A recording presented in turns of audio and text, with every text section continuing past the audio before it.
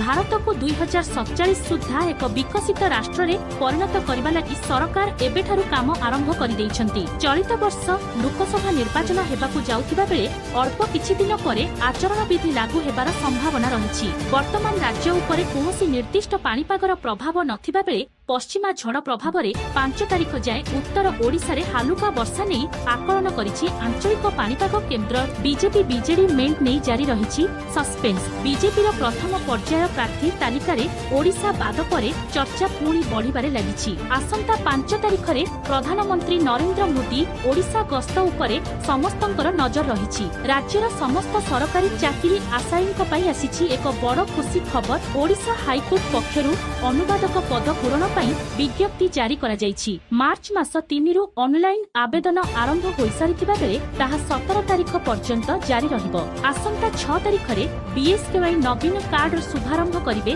मुख्यमंत्री नवीन पटनायक। प्रथम पर्याय रे एहा संबलपुर और खुर्धा जिल्ला रे आरंभ हेबो, परे सबु जिल्ला रे कार्यकारी हेबो। एथिरे राज्यर 90% लोक उपकृत हेबे। मिशन 24 पई बीजेपी रो बड़ गुटी चालना। निर्वाचन तारिख घोषणा पूर्वरु प्राय 35% सीट रे प्रार्थी घोषणा कला बीजेपी। लोकसभा निर्वाचन को नहीं समस्त दल आक्शन मूलक आसिछंती। एपरिकी भाजपा एहार प्रार्थी प्रथम तालिका प्रकाश करिछि। भाजपा प्रथम तालिका रे 195 जन प्रार्थी नाम प्रकाश करिछि। मुख्यमंत्री श्री नवीन पटनायक आज निर्माण श्रमिक मानक पेंशन वृद्धि संपर्क रे घोषणा करिछंती। आसुछि महिला दिवस। प्रतिवर्ष मार्च 8 तारिख को विश्व महिला दिवस भावे पालन करा जाउछि। महिला माने सशक्त स्वाभिमान तथा सम्मानर सह बंचिबा पई अनेक पदक्षेप निया जाउछि। सरिला 2024 रो मैट्रिक परीक्षा। शिक्षा वर्ष 2023-24 पई फेब्रुआरी 20 रु आरंभ होइतिला मैट्रिक परीक्षा। निर्धारित समय रे परीक्षा सरितिला